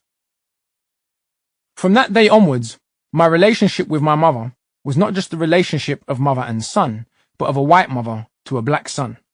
Race had intervened in our relationship and would be a mediator of it forevermore, marking both our actions and attitudes, colouring our conversations, and heightening the usual conflicts between mother and son, mapping onto them the loss and suffering of the black world at the hands of whitey, and the strange mix of guilt, fear, and superiority that a great many white people feel every day as a result, but rarely talk about openly. It did not matter that my mother's family was piss poor by British standards, that they had their own history of being victims of horrendous institutional abuse, or even that she was half Scottish and thus had her own quarrels with the English. Race overrode those complicated nuances in our relationship because it more often than not also overrode them in British society. My mother's reaction, to her credit, was not to run from the painful truths of the society we lived in and hope for the best, but to confront the fuckery head-on. Another boy on another day called me a black bastard, minus the Chinese and nigger parts, and my mum told me that I should say, yes thanks, anytime a racist came at me with that one, first because it would disarm them, and second because it was true. I was black, and my parents were not married when I was born, and neither of these things were anything to be ashamed of. She also told me I was black, not mixed race. She understood biological reality, of course, but she also understood that race was social, not scientific. She knew how I'd be treated when the time came. She knew the challenges I was facing were serious and the confusion would not help me. My mother's understanding of race politics and even her general education were massively affected by her contact with British Caribbean expats. Education was not particularly encouraged in my mother's household growing up, and certainly not for girls. My mum's father was an ignorant, violent, unapologetically racist man. He was also conditioned by the class and gender relationships of his day. Thus, when my mum got the highest exam grades of her siblings, she had 3 brothers, he told her she must have cheated. When my mum's teacher encouraged her to go to university, her response was to laugh uncomfortably and say, "No, sir, that's for posh people." It seems she had learned her place well. However, my mum had made friends with the only other black family, apart from my father's family, in the village, which was the family of my godfather, the man to whom this book is dedicated, Uncle Offs. Uncle Offs' father was a university-educated schoolteacher back in his native Guyana. He was heavily into radical politics, and it was expected that his children would get a good education and ideally go to university. My mum was encouraged by Uncle Offs' family to attend university, and so she did, pursuing a degree in Caribbean history precisely because of this influence. Black Britain's refusal to accept the class impositions of this society are in no small part what has made our presence here so challenging, both for us and for Britain as a whole. My mum's induction into a radical anti-colonial black politics fundamentally shaped how she raised her children. It was her black mentors that had told her that I would be received and dealt with in this society as a black boy. My light skin would not save me. This was not Jamaica or South Africa. I was not high-coloured here, colorism notwithstanding, but a black boy born of a white womb. Like so much else within racial theory, a biological fiction, but a social and political reality. Out of principle and out of recognition of this reality, I chose to identify with the black side of my heritage, Not because black people are paragons of moral excellence who can do no wrong, but simply because white supremacy is an unjust, idiotic, and ultimately genocidal idea, and because blackness can accommodate difference far more easily than whiteness can, because their historical and ontological origins are entirely different. I would be taught all about whiteness. I would know well its gravity and its weight. I would be taught to worship slave traders and imperialists, and lionize philosophers and politicians who believed me to be less than human. This would all be mainstream. But if I wanted to learn anything about my other heritage, or indeed the anti-establishment traditions of white people, first my mum and then I would have to seek it out. My mum had me and my siblings enrolled in the local Pan-African Saturday school. At first, the school was not sure, as we would be the first mixed kids to attend. Other black parents fought for us and told the school that it was no use complaining about confused mixed race youths, a cliche in the black community, the tragic mulatto. If, on the occasion that a white woman did actually want her children to learn about their black heritage, the community refused to help. I'm pretty sure that had it been my dad trying to enroll me, there would have been no issue.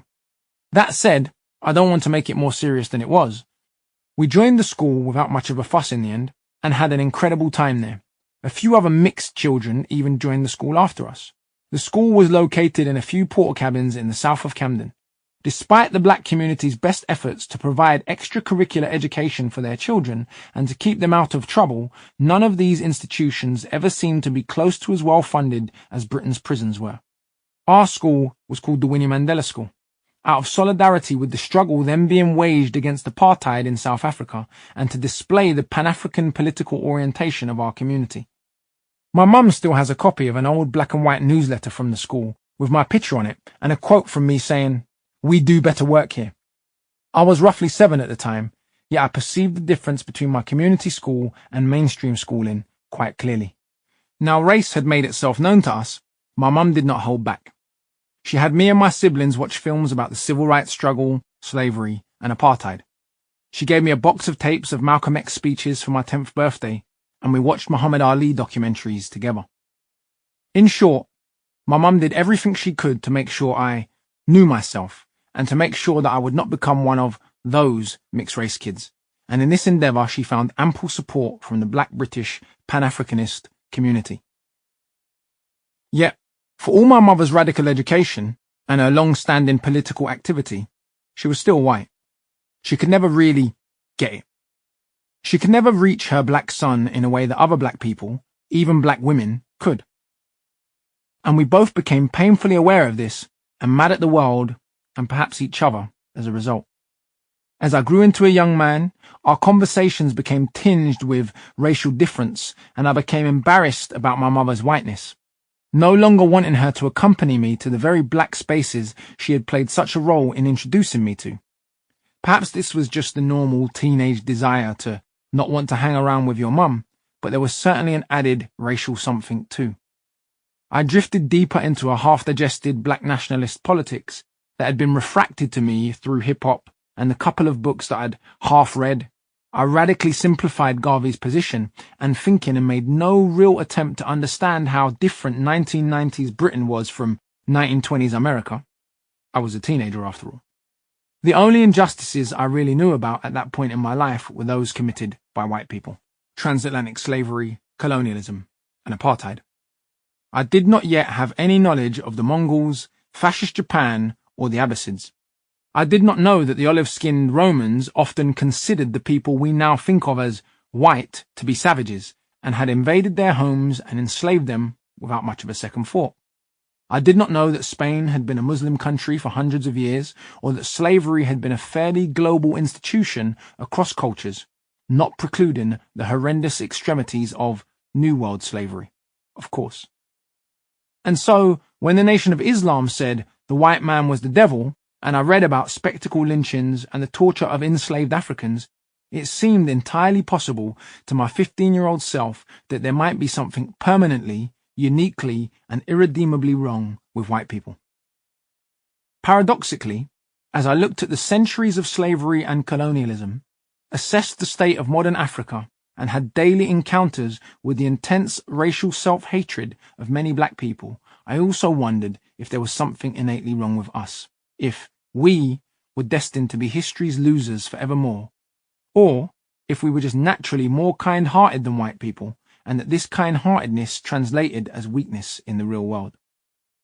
I saw the pain and uncertainty on my mother's face as I became a teenager and then a black man, her fears for and of my body, the 6-foot-tall body, the scowling brown face that had once been a naive, smiling, sweet little 5-year-old who didn't know that his mother was not a sister, but the oppressor. I saw my mum wish for the return of that boy that she had lost in the eyes of the teenager staring uncompromisingly and unfairly back at her, accusing her skin of all the crimes that the white race had committed. When my mum tried to discipline me, it now felt like it was my white mum trying to discipline me as a black youth, like the bigoted teachers and the racist police and what felt like the whole world. I knew she had my back and she loved me, so it was different, but it didn't always feel different. But wasn't it partly my mum's fault that I came to be this way? Wasn't she the one that gave me Malcolm X tapes for my birthday? Was Malcolm's assessment not a fair representation of his life and times in Jim Crow America? Wasn't it the case that my mum was raising black children in Britain at a time when black children could burn to death in their homes and the families of the dead would receive hate mail rather than sympathy, or grandmothers could be paralyzed by police bullets and black people could still emerge from those tragedies as the criminals in public discourse? Did my mum not enroll me in Pan-African Saturday School and take me to the Hackney Empire to watch black heroes in the Hall of Fame? Wasn't it inevitable that this resentment would come? Weren't the facts of white people's crimes against Africa and its descendants more than enough cause for hate? A great many white people hated us, and they had no historical reasons or motivations for doing so, just a blind prejudice against our skin. We are only human. Why should we not hate in return? In reality, black rage has never really morphed into the hatred of white people that white paranoia would like to believe it has, not even in the former slave states of the Americas. Not because black humans have some genetically inbuilt inability to be bigots. See, for example, the waves of xenophobic attacks against African migrants in South Africa in recent years. But because the brutality of the oppressor determined to hang on to privilege and power is always greater in any context than the resentment produced by resistance to oppression. Thus, my mother was largely embraced by the black community, and it was from them that she learned everything that she would need to arm her black children for them to be able to survive and even thrive in this society. Though I'm sure some may have found her to be that annoying white lady, this was rarely, if ever, made clear in overt acts of prejudice.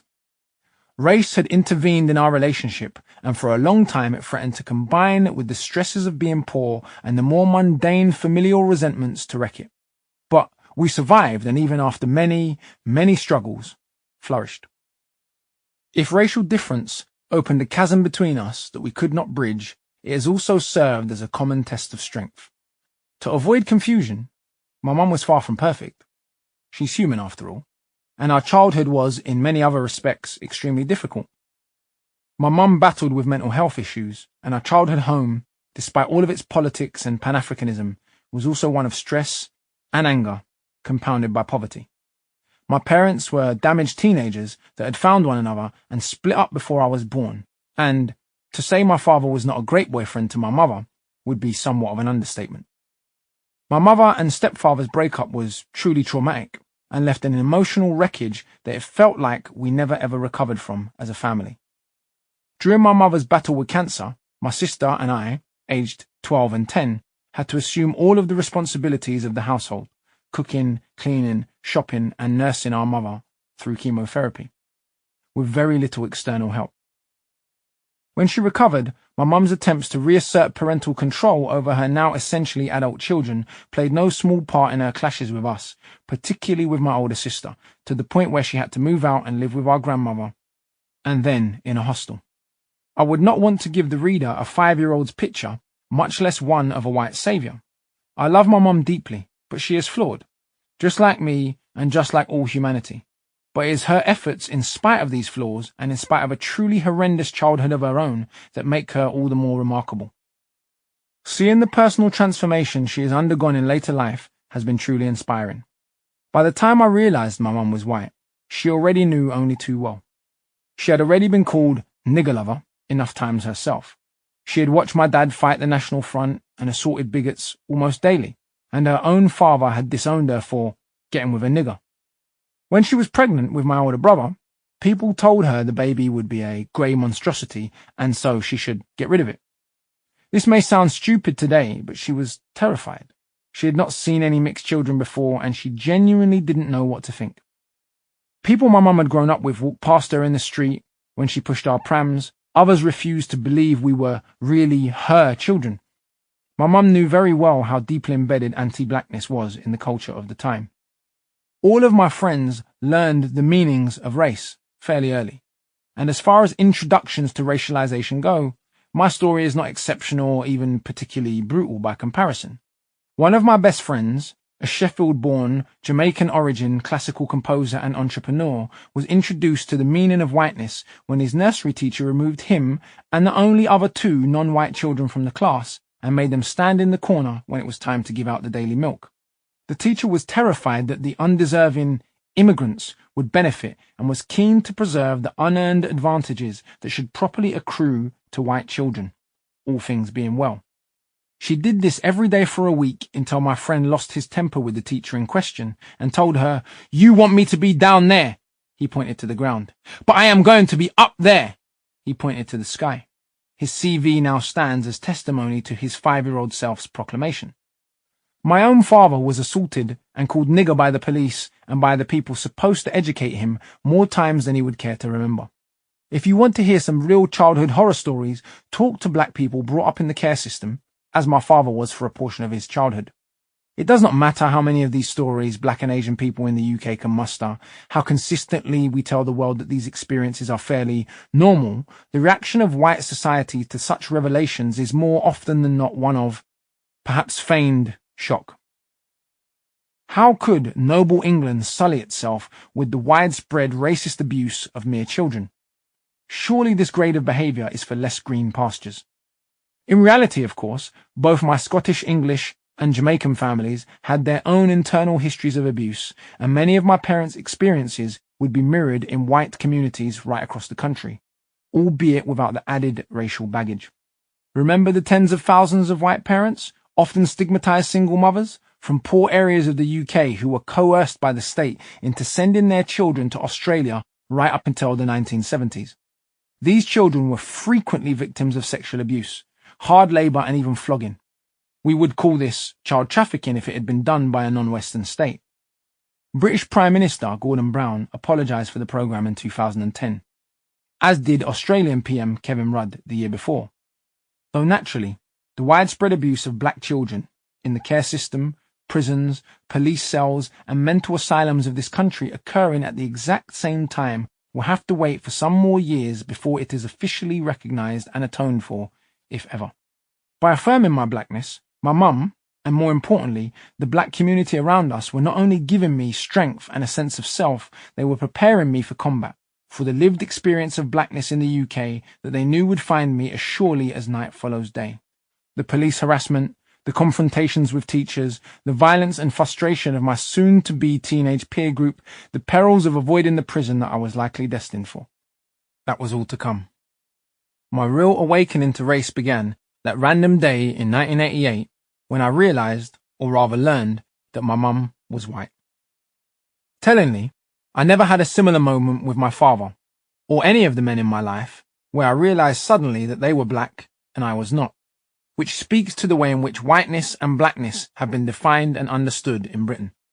However, it was not until over a decade later that I started to really think about what whiteness actually means. Like most people, I had just accepted that white people were actually white, without much further thought. Only in my late teens did I start questioning what whiteness is, and how Celts, Saxons, Corsicans, and Nordic people had come to be defined as white. Had people of European heritage always seen themselves as white and doled out political and economic privileges upon that basis? Had racism always existed? Was Europe always economically and militarily the most dominant region of the world? Had slavery always been an institution run by white people that black people were the exclusive victims of? So, what is whiteness? Whiteness is a metaphor for power, James Baldwin tells us. Money whitens, say the Brazilians. South Africans can be found calling rich black people white man, and they mean this as a compliment, as in, now you have money, you are so successful that you are an honorary white man, the very definition of prosperity, even in an African country.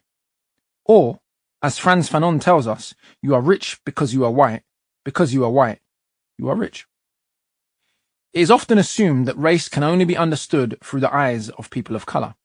However, this idea assumes white people to be the normal, raceless group, which of course could not be further from the truth. Led by seminal African-American thinkers such as W.E.B. Du Bois and James Baldwin, scholars, thinkers, and anti-racist activists have gradually turned the anthropological lens the other way. Even discussing whiteness can be uncomfortable for people who have taken their white identity for granted, who think of themselves as unaffected by all that race stuff. But there is now a good body of work on the history of whiteness that we ignore at our peril. So if whiteness really is a metaphor for power, how is that power actually exercised? Theodore W. Allen's meticulous study, The Invention of the White Race, which took over a decade to produce, observes that in the first 2 generations of census data in the Virginia colonies, there were no humans defined as white. The people we now think of as white were at that point still predominantly defined by other factors, such as the region of Europe from which they came. He argues that the ancestors of European Americans started to be defined as white in response to labor solidarity between African and European American bondservants, especially after Bacon's Rebellion of 1696, a multiracial rebellion against British Governor William Berkeley. European ruling elites began doling out privileges like the right to bear arms or certain privileged positions within the plantation economy based on skin color, or rather, whiteness, such as the Virginia slave codes of 1705 that made it illegal to whip a white Christian slave naked or for a black person to employ or own a white person. The act also fined white women for having bastard children with Negroes or mulattoes, made racial intermarriage punishable by imprisonment, and made it legal for a master to kill his slave. As indentured servitude turned to chattel slavery, and slavery came to be reserved strictly for people of African heritage, this white privilege became all the more important, as it literally became the difference between still being a human being and becoming a piece of property. Closer to home, Allen contrasts the management of racial dominance in British-occupied Ireland with racial oppression in Anglo-America. There are many striking parallels between the way the Irish were treated and the way later racialized groups would be. The idea that the Irish were essentially savages still lingered with us in England until the 1960s, with the infamous "no Irish, no blacks, no dogs" sign being just one example. Yet in the Americas, Irish immigrants became big supporters of black slavery, the Confederacy, and white supremacy, and ended up as a significant portion of slave owners throughout the Americas, though still far less than the English or Scots.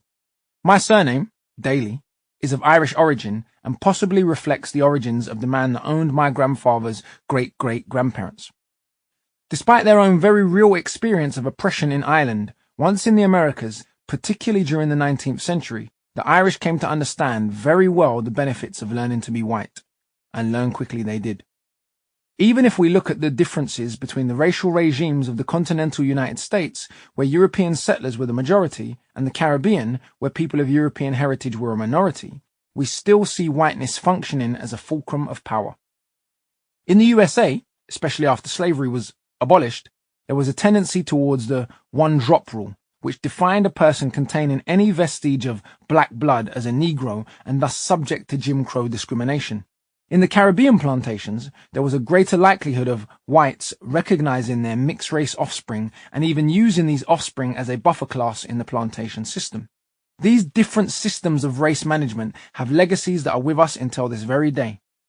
In the USA, I am, without a doubt, a black person. Yet the same light brown skin that makes me a black person in America or even Britain, with all the stereotypes and issues that come with blackness, makes me a person of high color in the Caribbean. In the Caribbean, my complexion is associated with being middle class, with privilege and wealth and snobbery. Very few people of my complexion live in Jamaica's ghettos, for example, which is part of what made Bob Marley's story so unusual. To understand just how flexible the boundaries of whiteness have been, even in America, we could look at the case of just one state. In the early 20th century, Virginians made the first change to their definition of mulatto in 125 years. From the Act of 1785 to 1910, a mulatto or colored person was someone who had a quarter or more Negro blood.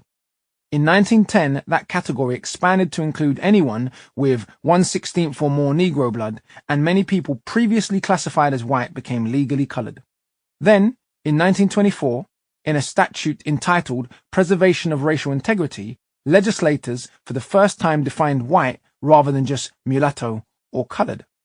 The statute, which forbade a white person to marry any non-white, defined a white as someone who had no trace whatsoever of any blood other than Caucasian, or no more than 1/16 American Indian blood. In 1930, the Virginia legislature defined colored in a similar, though slightly less restrictive way, as any person in whom there is ascertainable any Negro blood. Despite pretending to be permanent, fixed, and scientific, racial classifications have always bent to the perceived needs or wills of ruling groups. For example, in colonial Spanish America, mixed people could buy a certificate of whiteness, and at a certain point, under very specific circumstances, in 18th century Georgia, when the frontier needed protecting from Native Americans and the Spanish, even a black person could become white. At various points in history, Hindus, Arabs, and even the Japanese could find themselves defined as honorary whites. Racial theory was never as precise as we may assume it to have been today. It was always amenable to utility. In Brazil, where racial slavery lasted the longest, and where by far the largest number of Africans were taken, there emerged an incredible number of racial categories dividing the different portions of a person's ancestry. Below are just a few of the possible 500 variations. Branco, Preto, Moreno Claro, Moreno Escuro, Mulatto, Moreno, Mulatto Claro, Mulatto Escuro, Negro, Cabloco, Escuro, Cabo Verde, Claro, Araquaba, Roxo, Amarelo, Sarara, Escuro, Cor de Canela, Preto Claro, Roxo Claro, Cor de Cinza, Vermelho, Cabolco Escuro, Pardo, Branco Sarara, Mambebe, Branco Caboclado, Moreno Escuro, Mulatto Sarara, Gazula, Cor de Cinza Clara, Criollo, Luro, Moreno Claro, Caboclado, Mulatto Bem Claro, Branco Mulatto, Roxo de Cabello Bom, Preto Escuro, Pele. Regardless of how many terms there were to define people racially, Brazil, like all of the other former slave colonies of the Americas, worked to extend and maintain white supremacy long after slavery had ended, despite all its claims to being a racial democracy. From trying to import as many people from Europe as possible, expressly to lighten the population and get rid of what was often called the black stain, to becoming a home for fleeing European fascists, Brazil's maintenance of horrendous racism can be seen very clearly today. I have visited Brazil many times, and I can say confidently that you will struggle to see Afro-Brazilians in the wealthy areas of Rio or even Salvador, and if you do find them there, they are likely to be homeless or on their way back to the favela from doing some kind of menial work. This, despite the fact that the majority of Brazil's population is black, and that Brazil has the largest population of black people in any country on earth, aside from Nigeria. During one of my trips there, I got a very real personal taste of the Brazilian authorities' attitudes to race. I was shooting a video for a song called Yours and My Children, which touches on police brutality in Brazil as one of its themes. We had been shooting all day in the Roxina favela in Rio, which is said to be the largest slum in South America. We packed the equipment into the car and left, quite satisfied with our day's work. My director and cameraman, both white Brazilians, were in the front of the car, and I was in the back. As we left the favela, one of the cars from the massive police blockade that seems to permanently surround the neighborhood followed us and pulled us over. Rather than demand to speak to the driver or see his license, as one would assume the police would do when stopping a vehicle, they demanded that I get out of the back of the car. No sooner had I got out of the car than one of the policemen pointed his huge machine gun in my face and started shouting something at me. But unfortunately for me, I had done the typical British thing and learned barely any Portuguese. The officer got more irate and seemed to take his gun off safety. I kept my hands in the air where they had been the whole time and said nothing. It is very strange. I've been in life-threatening situations a few times in my life, and while you assume that fear will consume you, your reactions are often just odd. Not out of bravery or heroism, but just simply as a reaction to the absurdity of it all. In the moment, I knew I was so powerless that I actually just felt rather resigned. I had come to make a video for a song that was partly about Brazil's horrendous police brutality, so I knew very well how often their police shoot people, even children. How ironic it would be if I got shot by the police while making this video, I thought, as I stared down the barrel of this officer's gun. I think I even let out an awkward chuckle at the thought. Then, in a flash, the director of the video ran over to me and pulled up my top to reveal my waist to the officer, and I immediately understood. The director and the officer exchanged a few more words, and the relieved policeman lowered his gun, got back into his car, and drove off. As we drove to our destination, the director and cameraman explained what had happened, even though we all already knew. The officer had been shouting at me to pull up my top and show that I did not have a gun on me. He had obviously assumed that I was a favela drug dealer accompanying my two rich clients somewhere, because why else would an Afro-Brazilian be in a car with two rich kids? And that I was likely to be strapped. The director claimed that the policeman had genuinely been getting ready to shoot me, as he assumed that I was Brazilian and just being difficult by not pulling my top up. Once the fracas was over and the officer put his gun down, the director got to explain to him that I was not one of those people, i.e. not from the favela, but actually from the UK. The officer, like most Brazilians, just looked bemused at the idea that I was not a Brazilian. My director and cameraman felt so palpably uncomfortable at having to confront such an obvious example of white privilege that I practically had to counsel them for the rest of the trip to assuage their guilt. It wasn't their fault, but they nonetheless knew that they lived in a society where tens of thousands of poor people, overwhelmingly darker-skinned, were murdered every year, thousands of them by police. By being descendants of later migrants to Brazil from Italy and Germany, brought in to whiten the country, they would likely never face what is a daily reality for most of their fellow citizens. This vast difference in opportunity and outcome exists through no direct fault or merit of either party, but rather through the traces of history and the random luck of birth. Still, while whiteness can usually be taken for granted by those it protects, the absence of whiteness can literally be the difference between life and death, even in an ostensibly colorblind country like Brazil. In all of the former slave colonies of the Americas, where whiteness was pioneered as a tool of social control, it pretty much worked a treat. For all the centuries slavery went on, with just a few notable exceptions like the Polish in Haiti, John Brown's raid on Harper's Ferry, and the multi-ethnic working-class rebellion that almost took over New York in 1741. No matter how deplorable the conditions for poor whites may have been, they rarely joined the side of the enslaved in the scores, perhaps hundreds of rebellions against slavery throughout those years. Indeed, free blacks and mulattoes, often property owners and sometimes even slave owners themselves, were far more likely to join and even lead slave rebellions out of racial nationalism alone. This was also because even free blacks and mulattoes were subject to intense discrimination. For example, in Saint-Domingue, now Haiti, in the late 18th century, the unusually large and wealthy group of free people of color were not permitted to become doctors or lawyers, to eat, pray, or be buried with whites, nor to dress like whites. They even needed a permit for dancing and were forbidden from taking their French fathers' surnames. To greater or lesser degrees, this discrimination against free communities of color existed right across the Americas. But after slavery was reformed or ended, race became even more important as free people of color ceased to mean anything, seeing as all black people were now technically free. New systems of slavery were invented, particularly in America, and even more sadistic ways of publicly killing and torturing black people than had existed during slavery became common. Ironically, at least during slavery, a black person's status as property sometimes acted as a barrier to killing them or damaging them beyond repair, though I do stress only sometimes. During slavery, white and black Americans had lived in the closest proximity imaginable, with black women often wet nursing and raising white children, and of course sexual relations and rape were entirely normal. But once black people ceased to be white people's property, proximity became a problem. So segregation was enforced along with anti-miscegenation laws that made what was common during slavery, sex between the races, a crime after it. Having defined themselves as superior and marked themselves out as racially distinct for the purposes of being able to own other human beings and profit from their labor, whites understood that they had made themselves a potential target for racial revenge now that black people were free.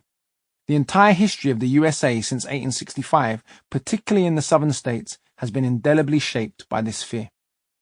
When we think of white supremacy and segregation, if we think about them at all, we tend to think of the American South before 1965 or of South Africa before 1990.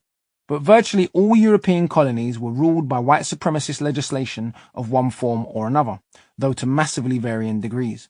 In British-ruled Hong Kong, for example, the Chinese had to carry night passes, were banned from attending certain schools and going to the theatre at certain hours, and had to travel in separate rail carriages from Europeans. The rat-infested Chinese slum below the peak of Hong Kong had much in common with other racialized slums across the Third World. Back in Europe itself, whiteness had long been associated with beauty and divine light and blackness with evil and demons. However, 16th century writers and thinkers were still able to recognize that their standards of beauty were only relative, as evidenced in many writers' works, including Shakespeare's series of sonnets to a female love interest of his that he repeatedly describes as black, usually referred to by others as the Dark Lady. However, during the 18th century, thinkers like Voltaire, Kant, and Hume started to espouse an openly white supremacist philosophy. While it's absolutely obvious that white people have no monopoly on ethnic hatreds or dominating and brutalizing other human beings, in my personal opinion, and I do believe it's somewhat grounded in the evidence, the idea of race and white supremacy, pioneered in the 18th century Europe, combined with newly formed nation-states and industrial technology, took the human capacity for and practice of barbarity to levels rarely if ever before seen in history. It was Europe's capacity for and mobilization of greater organized violence that colonized the planet, not liberal ideas, Enlightenment humanism, or the Protestant work ethic. And the dehumanization of the racial other made mass killing particularly permissible and thus was central to Western dominance. The Second World War is often seen as the peak of this brutality in world history, and what the Nazis did as an aberration. But, however much some tried to divorce Nazi Germany from this earlier history, the reality is that they were very much inspired by American race laws when crafting laws to govern the Jews, as well as drawing on the much wider and longer pan-Euro-American dialogue about race and eugenics. The practice of what came to be known as genocide apparently seemed perfectly acceptable, even admirable, to mainstream Western political figures, including Winston Churchill, when its victims were a lower-grade race. The Nazi genocides sprang from a much longer history of articulating white supremacy that had been developed on the plantations of the Americas, practiced in colonizing the globe, and then codified into a respected philosophy during the Enlightenment and the long 19th century. We will return to the specifics of the idea of race as opposed to just white supremacy later, though the two are inextricably linked. The sole non-Western nation to successfully adopt and apply Western ideas in the 19th century was Japan. Imperial Japan quickly and consciously adopted European technological innovations during a period known as the Meiji Restoration, and went on to have its own brutal nationalist empire. Imperial Japan's capacity for extreme brutality was one of the main things that actually undermined the idea of white supremacy in the early part of the 20th century. All of the pleading and protesting, or even attempts to valiantly fight back with obviously inferior weaponry by non-white colonized people around the globe did very little to dent European imperialists' self-confidence and their appetite for brutality. If anything, it only further convinced imperialists of the innate inferiority of the savages. Only once Japan showed that Asiatics could beat or at least equal white people at their own game did mainstream Western thought seriously start to entertain what the few radical critics of imperialism had long been saying, that imperial expansion could not go on unchecked and that white people were not, in fact, supreme, even in the capacity for cruelty. Had Japan come to dominate the modern world, we may now be discussing the prejudices of the Japanese. In fact, despite the collapse of the Japanese Empire, the brutality of Imperial Japan is still quite a sore point in much of Southeast Asia and China, quite rightly and understandably.